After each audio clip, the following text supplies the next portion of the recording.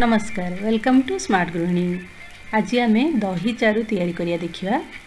दही जदि खटा हो जाए ताहले एही खटा दही टेस्टी दही चारु तैयारी करी गरम भात रे मिसई खाइले भल लगे और यह राजमा तरकारी बड़ी चूरा कॉम्बिनेशन रे खाइले खूब भल लगी थाए। तेबे चलंतु यह तैयारी करिया प्रणाली को देखिवा। इथिपे मु एठारे गोटे बाउल भर्ती दही नेछि आउ से बाउल रे ही पानी नेछि और टिके अधिका पानी नेछि। दही जदि बेसी खटा दही पानी अधिका मात्रा रे नेबे। स्वाद अनुसार लूण पकेकी हैंड ब्लेंडर साहाय्य यहाँ भल से मिसेकी यार चला तैयारी करके रखिबा। जदि हैंड ब्लेंडर न थाए एई दही को जार रे पकेकी अल्प समय पे ग्राइंडिंग कर देबे, यार चला तैयारी हो जिवो।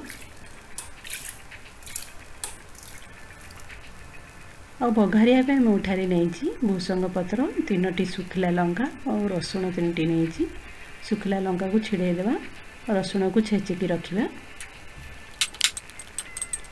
और फुटण रे मु आधा स्पून जीरा, आधा स्पून सोरिष, आधा स्पून मेथी नहीं। गोटे चुटकी हिंग नहीं, अल्प गोटे चुटकी हलदी नहीं। कढ़ी रे गोटे स्पून तेल पकई, तेल गरम होला पर फुटण पकईदवा,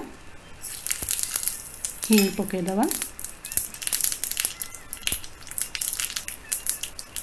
भूसंग पत्र, रसुण, सुखला लंका पकईकी हलदी पकईकी भल से मिसई देवा और लाल हैला पर्यंत यहाँ को भाजिबा।